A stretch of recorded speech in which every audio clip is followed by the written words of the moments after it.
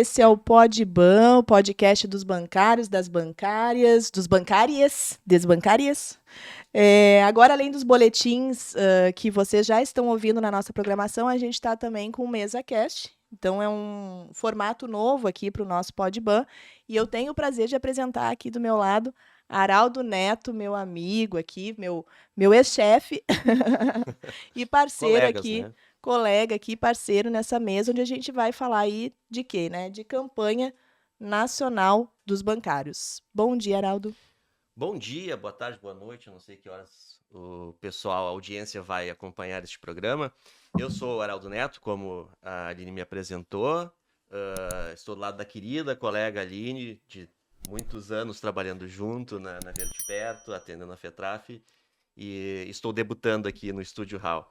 Bom, a gente vai conversar com lideranças envolvidas nas negociações e debates e peleias desta campanha salarial. Este é o MesaCast do Podban, o podcast dos bancários e das bancárias. E é uma produção do Sindicato dos Bancários de Porto Alegre Região, o Sindibancários, e a Federação dos Trabalhadores do Ramo Financeiro, a FETRAF do Rio Grande do Sul. Este podcast está sendo gravado, como eu falei, no Estúdio Hall, na sede do Sindibancários. É isso aí. Hoje a gente vai conversar aqui então sobre o tema igualdade de oportunidades, que ele foi tema aí já de mesa na FENABAN, de mesa do BB, de mesa da Caixa e também do nosso boletim aqui recente, né? Então aqui com a gente a Priscila Aguirres, que é empregada aí do Banco do Brasil e também dirigente sindical da FETRAF, diretora ali da FETRAF, né? E também diretora eleita aqui do Sindibancários. Bom dia, Pri, tudo bem? Bom dia, Aline, agora fazendo essa transição para o sindicato, né? Porque até então era dirigente da FETRAF, mas os assuntos são os mesmos, né? A gente acompanha o mesmo público, na verdade, porque os colegas do Estado a gente continua acompanhando, então vamos conversar então sobre essas mesas que têm acontecido e sobre os números, né? O que está aparecendo, porque nós bancários, no fim das contas, a gente trata de muitos temas, né? Mas os números a gente sempre se preocupa, a análise de como é que está se dando, né? Esse resultado do que a gente está pleiteando, o que o banco tá, os bancos, né, estão oferecendo, né? E o que a gente consegue trabalhar nessas negociações para avançar. Maravilha. E a gente está aqui também com a Bia Garbellini, que está fazendo um link conosco, direto de São Paulo. Ela é secretária da Juventude da Contraf e militante aí LGBTQIA+, também, né? Bom dia, Bia. É um prazer estar aqui contigo. Muito obrigada por ter aceitado o nosso convite. Obrigada pelo convite. E aí vamos ver se a gente consegue conversar um pouquinho sobre essa loucura que está aí as negociações e também levar informação aí para a galera sobre os debates. Beleza, então, é isso aí. A gente vai falar aqui sobre a mesa com a FENABAN inicialmente, né? A Bia poderia já trazer para nós o que a gente tem hoje na nossa CCT a respeito dessa pauta de igualdade de oportunidades, né? E o que a gente pretende aí avançar. Uma vez que esse tema, igualdade de oportunidades, ele foi um tema aí que entrou na pesquisa que foi feita com os trabalhadores e trabalhadoras aí do ramo financeiro, né? Uma pesquisa feita pela Contraf, e ele é citado, esse tema ele é citado na primeira colocação entre as cláusulas sociais ali por parte das mulheres. Mas, ironicamente, né, não é o primeiro colocado por parte dos homens, é o quinto, né? Enfim, Bia, queria que tu contasse um pouquinho para a gente aí como que começou essa negociação, o que a gente tem até agora e o que a gente pretende avançar. Bom, vamos lá. Primeiro, eu acho que é muito importante a gente fazer um resgate, né, de que esse tema da igualdade de oportunidades, a mesa específica de igualdade de oportunidades, ela já existe, né, na nossa negociação, né, nessa construção que a gente faz da Convenção Coletiva de Trabalho dos Bancários há 23 anos. Tá? Então, é uma construção aí de muitos anos, né? Os temas, eles não são novos, né? A gente já vem fazendo esse debate há muito tempo. Um exemplo que eu sempre gosto de citar é que, muito antes do STF reconhecer, né, a união estável homoafetiva, né, e reconhecer o casamento civil, dizer que a gente tem que ter esses mesmos direitos, a nossa Convenção Coletiva de Trabalho dos Bancários já estabelecia, né, que os casais homoafetivos tinham que ter os mesmos direitos dos casais héteros. Então, assim, é uma coisa que hoje, para muitas pessoas, principalmente as mais jovens, né, isso pode parecer muito óbvio, né, e já muito bem estabelecido. Mas a gente tem que pensar que isso aconteceu, né, essa decisão do STF foi em 2011 apenas, e só em 2013 que o CNJ estabeleceu ali que os cartórios do país todo eram obrigados a realizar o casamento civil, né, homoafetivo. Então, isso tudo, em termos históricos, assim, isso é muito recente, né, no nosso país, e a gente já tem esses direitos estabelecidos há mais tempo na nossa convenção coletiva. Então, a gente tem que sempre fazer esse resgate e entender o pioneirismo, né, dessa nossa mesa de negociação nesse sentido. E a gente tem uma série de direitos, né, em relação à igualdade de oportunidades, já que vem sendo construídos durante esses 23 anos de mesa.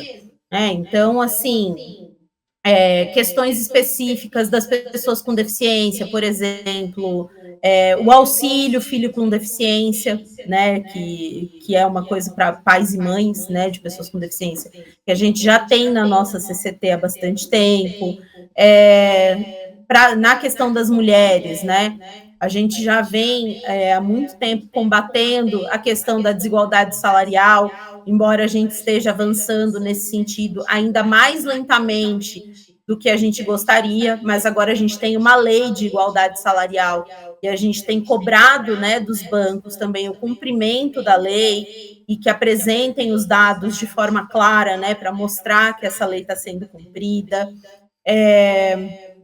Enfim, uma série de questões aí de combate ao racismo, combate à discriminação. E então a gente já tem uma convenção coletiva de trabalho muito avançada, né, nessas cláusulas sociais, mas a gente entende que tem que avançar mais, né?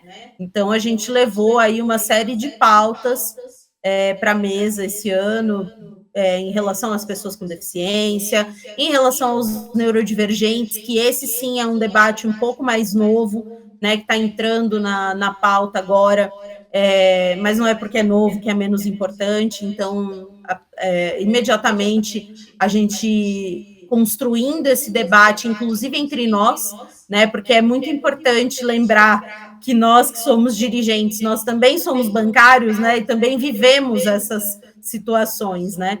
Então, esses debates, eles também afetam a nossa vida, né? Então, eu sempre gosto de lembrar isso, porque as pessoas às vezes acham que o dirigente está meio apartado, e não é verdade, né? A gente está vivendo tudo isso também.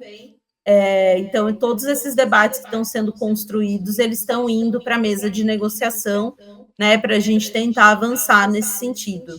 Aí depois eu faço um aprofundamento aqui, se vocês quiserem. Maravilha, Bia. Acho que já foi um bom panorama aí, né, Araldo? Sem dúvida, sem dúvida. Bom, já que a Bia falou das cláusulas que contemplam a CCT, agora vamos mergulhar um pouco no Banco do Brasil, né? Que já que temos duas representantes do banco aqui. Priscila, uma das negociações que, inclusive, a Bia esteve participando, o Banco do Brasil apresentou um panorama atual sobre a igualdade de oportunidades dentro da instituição, que atualmente conta com 25 mil, em torno de 25 mil, número exato, 25.724 funcionários negros, o que representa 29,5% do quadro total do banco. E destes, 2.130 ocupam posições de liderança, correspondendo a 28,24% dos líderes. Ainda nessa discussão, o banco também destacou o programa Raça é Prioridade, que conta com 150 pessoas em processo de aceleração para a liderança. Isto é, ao final do processo de desenvolvimento, estão aptos e havendo vagas, esses profissionais podem assumir posições de liderança sem passar por novos processos seletivos, abrangendo todos os níveis de gestão. Além disso, os processos seletivos já existentes possuem uma cota racial. Como tu enxerga essas proposições? Olha, quando foi lançado o programa e foi apresentado, né, para nós nas mesas assim de retorno à diversidade, esse tema foi o que teve mais retorno em 2023 do banco. Quando foi lançado, a expectativa era gigante, né, eu faço parte também do BB Black Power, que é um grupo auto-organizado assim de funcionários pretos e pardos. E eu vou te dizer que assim, a expectativa era gigantesca, né? E é um grande exemplo dentro do banco. Foi uma construção feita assim com muitas mãos, escutando muito, tanto os grupos quanto nós dirigentes. Foram feitas várias reuniões em vários espaços, vários estados para ouvir a respeito da diversidade. E quando foi lançado o Raça Prioridade, foi assim uma expectativa gigantesca. Mas o que acontece? Nós temos o racismo estrutural em todos os lugares, estrutural, exatamente, né? Então, o que a gente observa? Existe uma grande dificuldade, porque, assim, se espera uma qualificação gigante. Não é para todas as áreas de dentro do banco, é mais para as áreas meio, porque o objetivo do banco é colocar pessoas em pontos estratégicos, né, para que esse processo se tenha continuidade, né? Então, a ideia do banco o programa em si, a ideia é fantástica. A questão é a implementação. E aí eu tenho as críticas, né, que a gente observa justamente pela questão de estando habilitado no momento que tiver vaga. Isso é um problema. Isso é um grande problema. Sempre foi as nomeações no Banco do Brasil, em qualquer instituição, é um problema, né? Porque tu tem a pessoa apta, o programa atingiu o seu objetivo, que é fazer um banco de dados, banco de talentos para as vagas, só que quando surgem as vagas, esse é o problema, quem decide. Né? Então, assim, as críticas que a gente observa da implementação é essa. Agora, quanto ao programa, é um grande avanço. Foi um trabalho, assim, gigantesco feito dentro do banco. Teve uma equipe trabalhando nisso. Então, assim, a gente que acompanhou, a Bia também acompanhou, né, as entregas que o banco fez para nós em mesa de negociação. De fato, o objetivo é fazer aceleração, mas a implementação, assim como tudo dentro do banco, que a gente diz que é um Titanic, né, para movimentar, assim, é muito difícil. O Raça Prioridade está vendo dificuldades na implementação de fato, em função das nomeações serem restritas a essa questão de precisa ter vaga. E aí, quando abre as vagas, né, isso é um problema. Então, assim, a gente está acompanhando, mas as críticas que já existem ao programa nesse sentido da implementação. E aí, assim, ó, em outras esferas, assim como a Bia falou, né, que a igualdade de oportunidades é um tema que está há muitos anos em mesa. A gente vê que a evolução no campo das mulheres, ela acelerou nos últimos anos também, justamente em função de a gente ter um aprofundamento nessa questão, e as outras pautas a gente vê que também é nesse sentido. A gente tem um público gigantesco de homens brancos estabelecidos ali, e a gente tem todas as outras diversidades ali tentando crescer. Então, a gente vê que o banco consegue avançar num ponto, num outro ponto, mas nos outros não. Então, não é linear, né, esse crescimento em todas as frentes que precisa. Então, o Raça Prioridade foi um grande destaque do banco. Sabe, é uma pauta da presidenta, né, Tarciana. Então, assim, a gente vê que foi um grande esforço do banco, é um grande exemplo, né, para as demais, né, instituições bancárias e, enfim, outras instituições, mas a questão da implementação, a gente vê como o racismo estrutural está ali, e mesmo que exista muita força para tentar mudar esse cenário, é muito difícil, porque não tá, essa vontade não está em todos. Né? E como a grande maioria são de homens brancos, é muito difícil, principalmente para as mulheres pretas. E está sendo feito um esforço gigantesco para priorizar justamente esse público que sempre ficou para trás. Mas a implementação está sendo bem difícil em função de tantos fatores assim que fazem barreira para que o avanço seja mais lento. Então, é isso. A gente reconhece, porque de fato foi um trabalho muito bem feito dentro do banco, mas a implementação não está sendo na velocidade que foi planejada. justamente por todas essas barreiras que têm que ser derrubadas uma a uma. Uhum. A gente vê, por exemplo, assim, a questão, ela começa por tu ter primeiro os dados, né? Tu enxergar essas pessoas. As pessoas, elas são invisibilizadas, né? Essas pessoas que a gente está falando, né? Negros, negras, pardos, pardas, as mulheres, LGBT, enfim, e PCDs, né? E aí a gente tem alguns dados aqui que a gente traz do próprio Ministério do Trabalho e Emprego, né? Que mostram para a gente que efetivamente não está se avançando tanto assim, né? Então, por exemplo, a questão da remuneração, né? Que apesar de representar quase 48% da categoria, as bancárias têm uma remuneração média 20% inferior à remuneração média dos homens bancários. E no recorte racial, uma distorção que é ainda pior, né? As mulheres bancárias negras, pretas e pardas têm remuneração média 36% inferior à remuneração média do bancário. E uma das reivindicações, inclusive, que se traz aí na mesa do BB é uma realização ali do quarto censo da diversidade da categoria, né? Porque o último foi divulgado em 2019, então até os dados eles estão defasados, né? Então, assim, começa por aí, né? Eu acho que primeiro conhecer a realidade que se tem, para daí pensar, então, nessas ações e avançar, né, Pri? Deixa eu fazer só um comentário que a gente trabalhou ano passado. O ano passado, a nova gestão do banco fez um ELIDE focado em lideranças pretas e pardas. Então, o banco não tem esse mapeamento. Então, a gente trabalhou em conjunto, assim, para fazer alguns apontamentos, assim, sinalizações. Então, visitando as nossas agências e olhando as nossas lideranças, são pouquíssimos. Esse ano de 2024, quando a gente começa a fazer, que entrou mais funcionários dos concursos novos, a gente começa a ver que tem mais rostinhos pretos e pardos. A questão é o avanço para lideranças. Para vocês terem ideia, aqui no centro de Porto Alegre, que a gente tem os maiores escritórios e maior concentração de agência num lugar só, nós tínhamos 4 lideranças, pretos e pardos. Então, assim, No universo de quanto, de Pri? 17 prefixos, o maior deles com 105, alguns deles, 6 deles com mais de 30 pessoas. Nós tivemos, assim, um número ridículo, assim, de indicação. E o próprio banco não tinha esse levantamento. Então, quando a gente fala da questão das oportunidades e tudo mais, essa questão de ter essa cobrança, e ela e ela foi parte do Conexão no ano passado, no primeiro semestre, que houvesse esse recorte, assim como nós tínhamos, e olha que interessante, no Banco do Brasil a gente tinha um recorte, um item, né, do nosso Conexão, e aí eu vou falar de números, né, que a gente tinha um percentual de mulheres a serem promovidas. E depois, do ano passado para cá, agora 2024, foi no primeiro semestre, nós tínhamos uma meta de pessoas de aceleração de pretos e pardos também. Então, nós tivemos nomeações aqui em função desse item. E a nossa grande discussão, né, Bia, é que isso seja permanente dentro do Conexão para que seja cobrado que seja feito.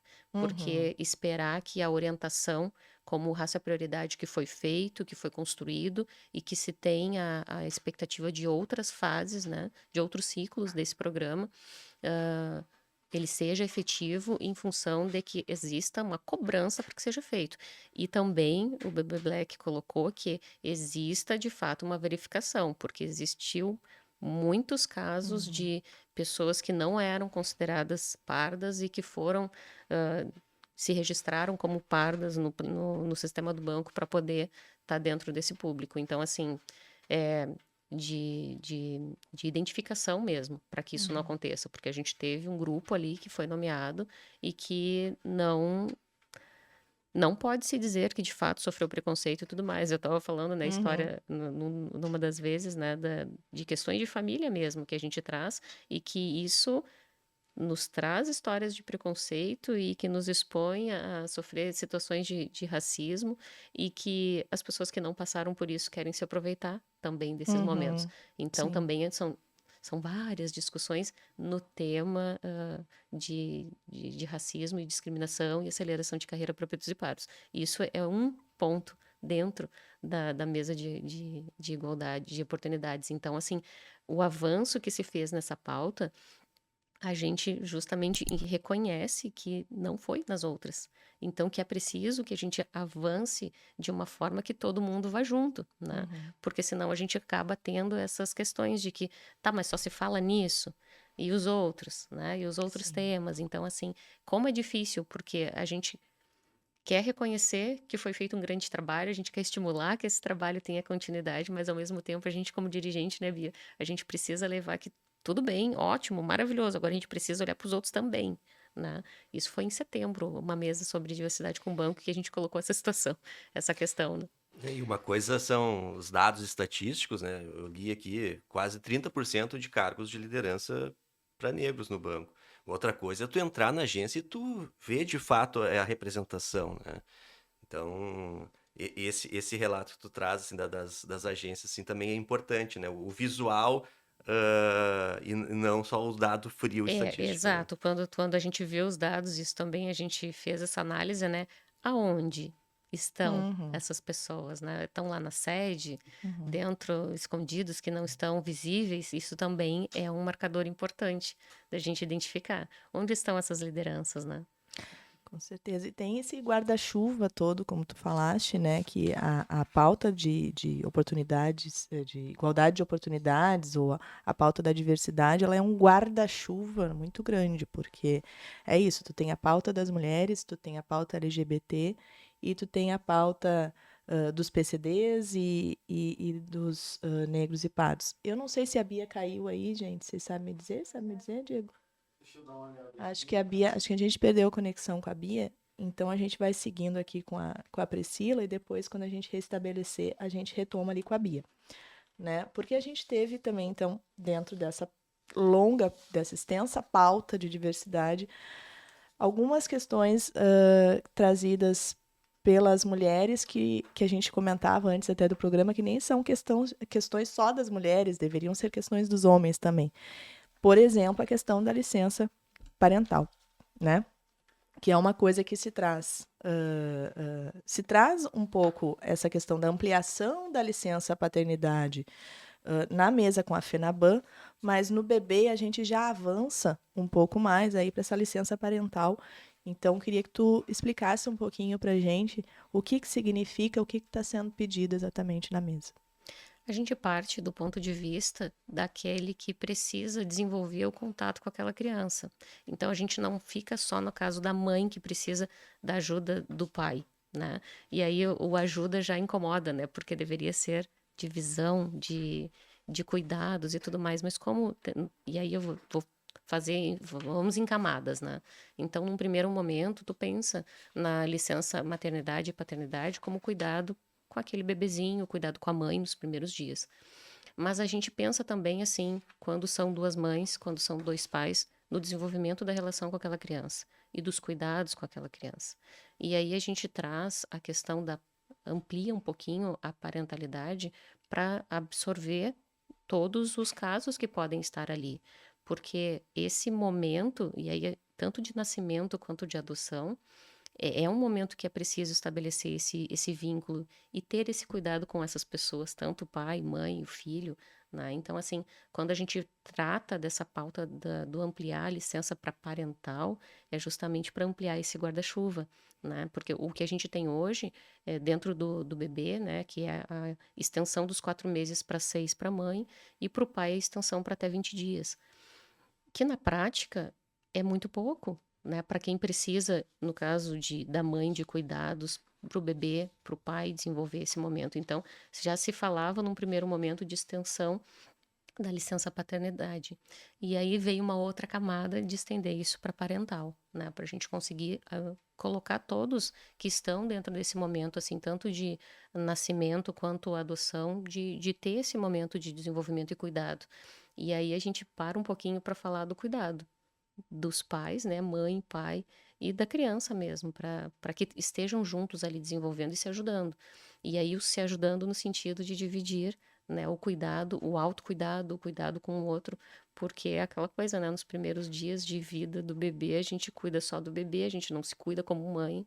A gente precisa, né, que tenha alguém junto também para prestar esse cuidado. Então, quando a gente estava discutindo essa questão dessa ampliação, surgiu, né, essa questão do parental, e a gente propor, então, essa reflexão em cima desse tema, não só considerando, né, a mãe que dá à luz, né, mas também a questão dos adotantes que precisam desse momento, assim, que não pode ser tão curto, porque tu não vai conseguir desenvolver nesse período.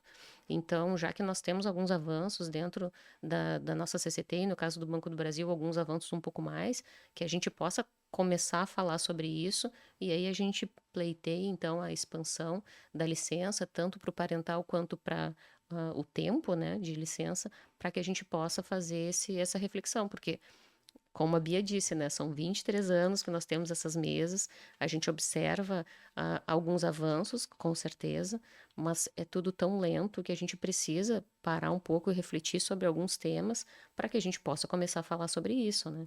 Então, a ideia, né, dessa proposta que a gente colocou na minuta é essa, abarcar, né, a diversidade que a gente está tratando desde o início, né? Então, de fato, com uma proposta que abarque mesmo. Então, é nesse sentido. Mas eu queria falar um pouquinho do que tu falou, da questão das mulheres e tudo mais, que deveria ser uma pauta dos homens também, e tudo mais, e de como... Acho que a Bia pode falar nesse sentido, né, Bia, da questão eu estava falando um pouquinho, né, do que a gente pensou nessa questão da licença parental e que ela amplia, né, para todos os casos, mas eu ia falar agora um pouquinho da questão que todas essas pautas sempre são trazidas pelas mulheres, né? Então eu ia falar um pouquinho sobre isso, mas acho que tu também tem bastante acúmulo também para falar dessa parte, porque justamente foi o que a gente estava discutindo quando a Bia veio aqui presencialmente da outra vez. Isso aí. Então, Bia, conseguimos restabelecer... Gente, Fala. A conexão está garantida, a minha câmera nem tanto. Estou tendo uns probleminhas aqui com a imagem, mas aí a gente vai no áudio mesmo, vamos conversando, né? Claro, o Diego coloca nossas Importante é te carinhas ouvir. aqui. A gente vai te ouvindo e as nossas carinhas ficam na tela aqui enquanto isso. Daqui a pouco eu tento arrumar de novo, mas enfim. Não, então, é importante a gente pensar, refletir um pouco sobre isso, né? Que quem traz mesmo essa pauta, né, da licença parental são as mulheres, são as pessoas LGBTQIA+, né? E fazer esse convite à reflexão, né, dos nossos companheiros aí, os funcionários homens do Banco do Brasil, também para se envolverem um pouco mais, né, nessa pauta, porque é isso, quando a gente fala de licença parental, a gente não está falando de um direito dos funcionários em si, a gente está falando de um direito da criança, né, da criança que está nascendo, da criança que está sendo adotada, enfim, e que tem esse direito de ter os seus responsáveis, né, as suas pessoas de referência com ela ali nesses primeiros meses, né, de vida, de convivência, enfim. Isso é muito importante para o desenvolvimento das crianças, né? Então, a gente tem que fazer essa reflexão mesmo de que são as mulheres que estão encabeçando, né, essa luta, e para mim essa pauta ela é uma pauta muito importante, porque a gente resolve dois problemas, né, muito graves com essa pauta. Para mim, que é o fato de que os casais homoafetivos, né, eles ainda são tratados dentro de papéis de gênero que não cabem, né, ali quando você fala em licença maternidade ou licença paternidade, que aí uma pessoa pode usar os 6 meses e outra pessoa vai usar só 20 dias, né, sendo colocada cada um ali num papel de gênero que não lhe cabe. Né, um homem sendo colocado como mãe, sendo que os dois são pais e não tem que ter diferença entre pai e mãe nesse sentido, né? Pai e pai, mãe e mãe, pai e mãe, todo mundo tem que ser responsável ali por essa criança. E o outro problema que resolve, né, com a licença parental é justamente essa desigualdade de gênero que a gente observa, por exemplo, nas ascensões, né, nas oportunidades para as mulheres. Muitas vezes as mulheres perdem a oportunidade de terem uma promoção, né, de ascenderem ali dentro do banco, porque ela vai ser julgada com base na sua capacidade reprodutiva, né?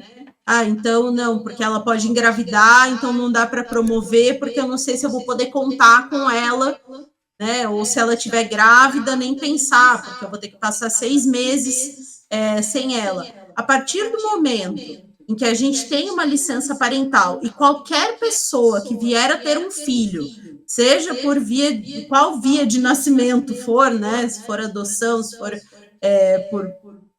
pela via da gravidez, enfim, não importa. Qualquer pessoa que tiver um filho, né, vai ter que passar um tempo se dedicando a essa tarefa de criar uma criança, né? E aí a gente resolve esse problema também das mulheres deixarem de ser promovidas, perderem oportunidades por causa da licença, né? Por causa desse risco de entrar em licença. Qualquer homem também vai ter esse risco de entrar em licença a qualquer momento. Então, eu acho uma pauta muito importante, muito cara, assim. Não, com certeza. Eu tô aqui com um paizão, sabe, do meu lado, aqui o pai da Helena, né? Com certeza o Araldo gostaria de ter tido mais tempo aí com a Heleninha quando a Heleninha era bebê, né, Araldo? Como é que foi isso aí? Não, com certeza. Eu sempre digo que durante os 6 meses eu parecia um coadjuvante em casa, né? Era só a mãe que... A criança só procurava a mãe, mas depois desses 6 meses eu virei protagonista e faço tudo que for possível, assim, pela minha filha, tanto nas tarefas de casa, quanto encaminhando ela para a vida, né? E já que tocou nesse ponto, assim, eu sempre me cuido, assim, na relação com as mulheres. E eu acho que isso que vocês colocam de igualdade é fundamental para as novas gerações evoluírem e ter uma divisão correta. Uma família, eu tenho uma companheira e ela sempre ela questiona, sabe? Ah, por que não faz tal coisa e tal? Eu tento fazer as coisas assim, sabe? Eu já lavo a louça, sabe? Eu arrumo a Ó, cama. Cuidado, Não, cuidado. olha só. Não, mas onde eu quero Somos chegar? maioria aqui, hein? Exatamente, eu tô tendo esse cuidado, sou o único homem aqui. Mas o que eu noto, assim, o meu pai, por exemplo, era tudo a minha mãe que fazia, sabe? Era só a figura feminina que fazia. Hoje, eu já consigo minimamente dividir as tarefas de casa. Claro que eu quero avançar mais, mas precisa ter aquela disciplina, né, que eu muitas vezes não tenho. E eu acho muito importante. Quem sabe na geração da minha filha, da Helena, não tenha a igualdade de fato nas tarefas de casa. Isso que eu acho que é importante essa pauta e sempre marcar isso nas reivindicações das mulheres. É uma coisa que eu queria colocar, a gente estava conversando, né, um pouquinho antes, que a Bia estava falando, era justamente esse grande atraso que a gente teve na gestão anterior, né, no governo anterior. Então, os números, né, que eu falava no início, a gente vê como agravou, como piorou, né? E a gente vê nesse último ano, no ano anterior, né, o que a gente vê de reflexo, né, de tudo que precisou ser reconstruído.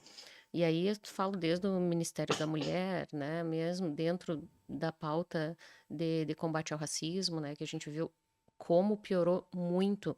E agora tu falando sobre isso, eu estava pensando, né, que a gente precisa falar sobre isso também, que os números que a gente tem hoje, eles são horríveis ainda. E vai demorar muito para começar a diminuir de novo, porque muita coisa precisa ser reconstruída. E tudo que a gente avança, né, dentro das nossas discussões, né, com a FENABAN, com o Banco do Brasil e com os outros bancos, para que a gente consiga ter uma resposta, né, ter alguma estrutura montada própria, além do que a gente se espera das públicas, porque assim é muito piorou muito nesses 4 anos, né? Então a gente conseguir fazer, e a gente já está indo para fechar os 2 primeiros anos de um novo governo, a dificuldade que é para a gente reconstruir aquilo que já tinha antes e que agravou. Então eu penso assim, o estrago é tão grande, a gente vai carregar isso por tanto tempo, e que tudo que a gente avança, a gente tem que considerar esse delay, né? esse atraso que a gente vai ter que correr atrás. Estamos correndo atrás, né? Então, é toda uma retomada. E aí, quando a gente fala dentro das nossas discussões com o banco, né, que a gente falou da questão dos canais que foram construídos, né, depois das mesas de negociação, para acolher demandas e tudo mais, os dispositivos e os normativos dentro do banco que foram construídos para ser uma resposta a esse agravamento dos números e das denúncias e tudo mais. Tudo isso a gente tem que considerar que vai ter esse atraso, né, que a gente vai precisar recuperar, reconstruir de todo esse período de retrocesso que a gente teve, quanto à violência contra a mulher, quanto à certeza da impunidade de ações racistas, né, que a gente vê por todos os lugares, né, todos os dias a gente vê em algum lugar alguma coisa desse tipo. E o que eu queria destacar é que existe esse atraso com respeito a essas pautas que a gente já tinha um pouco de avanço. E nas pautas dos PCDs, assim, o atraso é gigantesco, porque como não estava sendo... A Caixa, por exemplo, né? A Caixa precisou fazer um concurso para repor e o Banco do Brasil está tá no mesmo caminho. Então, porque não é respeitado, né, a questão de contratações PCDs. Então, a gente tem um atraso muito grande, né, na questão dos PCDs. A Bia, a gente... Eu acho que tu entrou justamente nesse ponto, porque a gente, infelizmente, está com pouco tempo. A Laís já até me mostrou uma plaquinha aqui. Porque tem muito assunto, é aquilo que a gente falava, né? É um guarda-chuva imenso, então certamente a gente vai precisar de um outro programa para tratar de tudo, né? A gente não entrou nem na questão, por exemplo, do combate à violência contra a mulher, né? Dos canais de denúncias que a gente tem sobre isso. Mas já que tu tocaste na questão do PCD, eu queria relembrar aqui, depois, se puder, a gente vai colocar o link, Laís, do vídeo que a Bia fez com a Sofia, né? A filha dela. E aí vamos trazer, se a Bia puder falar um pouquinho também sobre essa questão das pautas dos PCDs, que ela também entra na mesa de saúde, né? Que é uma mesa da qual a gente deve falar mais para frente aqui, de como é que tá essa entrada aí dos PCDs nos bancos e o que está se reivindicando sobre isso, né? A Sofia mesmo, eu sei que quer ser bancária, né? Quer seguir os passos da mãe. Pois é. Não, então, a pauta PCD, ela tem essa dupla característica, assim, né? De ser uma questão de igualdade de oportunidades, mas também ser uma questão de saúde, porque a gente tem, por exemplo, algumas reivindicações desse grupo, né? Que a gente bateu bastante lá na nossa mesa, né? Tanto com a FENABAN quanto com o banco. Por exemplo, uma grande reivindicação é a questão de ter um dia, e são coisas muito básicas, sabe? Ter um dia abonado, né? Ter os dias abonados para fazer manutenção de hortas, equipamentos, porque esse tipo de manutenção não é feita num hospital, né? Isso que as pessoas estavam nos passando quando foi construída essa pauta, né? Tem a ver com você poder ir lá numa oficina, né, no lugar onde a sua prótese vai ser, né, vai ter a manutenção adequada e tal, e você conseguir ter esse dia abonado, né, no banco, porque muitas vezes, principalmente em cidades pequenas, né, cidades do interior, isso representa você ter que fazer uma viagem, né, para uma outra cidade próxima, onde tem, né, um lugar qualificado para você conseguir fazer, né, essa manutenção. Então, são questões muito específicas, né? Isso é uma pauta que é construída mesmo em conjunto com as pessoas interessadas, né, nessas questões. A gente também tratou, né, a partir desse ano, a gente começou a falar um pouco também sobre a questão dos neurodivergentes, né? E aí eu acho que é importante explicar um pouquinho. As pessoas neurodivergentes, a gente tem algumas características, né, alguns grupos que estão dentro desse guarda-chuva aí da neurodivergência, e nem todas são consideradas pessoas com deficiência. Então, a gente tem o transtorno do espectro autista, né, que é o mais conhecido aí dentro das neurodivergências, As pessoas autistas, elas são consideradas, né, dentro da legislação brasileira, para todos os efeitos, pessoas com deficiência. Mas, por exemplo, a gente tem também, dentro dos neurodivergentes, as pessoas com TDAH, as pessoas com dislexia, com superdotação e altas habilidades, né, que hoje em dia já se entende que é uma neurodivergência, não necessariamente está associada ao autismo, né, existe essa... é comum, mas não é sempre. Então, são pessoas que são neurodivergentes e precisam também ter um olhar diferenciado por parte dos empregadores, né, para algumas adaptações que muitas vezes são muito simples de fazer, né, mas que também precisam ter ali o seu local, o seu ambiente de trabalho adaptado para que possam desenvolver ali o seu trabalho, desenvolver seu potencial, né, porque hoje a gente está entendendo que não existe a pessoa, a pessoa que era considerada preguiçosa ou desorganizada, ou que, você é desleixado, e às vezes não era, a pessoa tem uma neurodivergência, a pessoa tem TDAH, e aí ela não consegue organizar, né, da forma como é esperado, mas que hoje com diagnóstico, com intervenção, né, e com adaptação também por parte dos locais de trabalho, essas pessoas, né, mostram que tem muito a contribuir, na verdade, né, muito a oferecer. Então, é uma pauta que também é muito importante para a gente está levando, né, pedindo que os bancos tenham esse olhar cuidadoso, né, com o funcionário. No Banco do Brasil, a gente está batendo muito nessa tecla também. A gente tem um grupo também auto-organizado, né, de neurodivergentes e pessoas com deficiência, que é muito ativo, muito atuante, e a gente está trazendo a pauta desse grupo e pedindo, né, que o banco também faça mesas específicas para que a gente trabalhe a política, né, para pessoa com deficiência e para neurodivergentes dentro do nosso acordo, que se tenha uma forma específica de tratar sobre isso, né? E tem avanço, também é importante a gente reconhecer, né? O banco também, embora isso, sempre falta muito, né? A gente viveu aí períodos tenebrosos, né, nos últimos anos, então essa gestão está muito diferente, mas tem muita coisa para ser reconstruída, de fato, né? A gente viveu um momento aí nos últimos anos com gente dizendo que autista não podia nem estudar na mesma escola, né, de pessoas não autistas, porque era impossível a convivência. Então, foram anos de muito retrocesso, e aí agora a gente está correndo atrás aí, né, nesse processo de pressionar o banco para que, de fato, essas pessoas possam, né, trabalhar e se desenvolver. E, assim, a gente cobrou, por exemplo, né, uma priorização para o teletrabalho, a gente cobrou a priorização também para o teletrabalho para pais e mães de pessoas com deficiência e a redução do horário, né, da jornada para pais e mães de pessoas com deficiência que precisam aí se dedicar e levar para as terapias, enfim.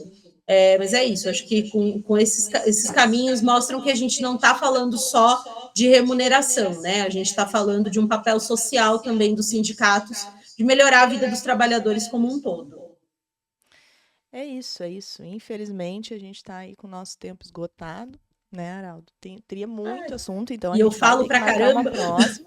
Não, imagina, mas faz parte. A gente convidou para isso, tá, Bia? Relaxa. E a gente vai ter que marcar aí uma próxima conversa, um bate-papo aqui, por favor, porque realmente até o final dessa campanha aí, acredito que a gente ainda vai ter muito pano para manga para discutir sobre esses assuntos, né? Então, esse foi o Podban versão MesaCast, novidade aqui da casa. Para seguir aí acompanhando as notícias da campanha, é só seguir as redes sociais do Sindbancários e da FETRAF, Rio Grande do Sul. A gente está no Spotify, no YouTube, também estamos postando no Instagram, no Facebook, direto ali, né? E acompanha a gente, então, agradecendo a presença aqui da Priscila e da Bia, que esteve com a gente aí de São Paulo. E Araldo, também te agradecer por estar aqui hoje. Uma honra estar contigo, Aline, também com a Pri e com a Bia, no meio das mulheres, sempre aprendendo com vocês. Esse formato novo e complementar do Podbuzz surgiu para oportunizar que aprofundemos os temas da mesa de negociação. Este podcast foi gravado no Estúdio Hall, na sede dos Sindicatos Bancários de Porto Alegre e região, e é uma produção dos Sindibancários em conjunto com a FETRAF do Rio Grande do Sul. É isso aí. Na próxima, a gente deve voltar aí com o Juberley, tinha sido o nosso primeiro convidado, não pôde participar com a gente aqui do primeiro MesaCast, mas está convidado já para o próximo. A gente vai tratar aí mais sobre emprego e jornada de trabalho. Agradecer aqui também a produção da Laís Escher, o Diego Dornelles na técnica, meu diretor Gilney Nunes, e é isso. A gente volta, então, na próxima semana. Obrigada. Tchau. Tchau, até mais. Obrigado a todos que nos assistiram.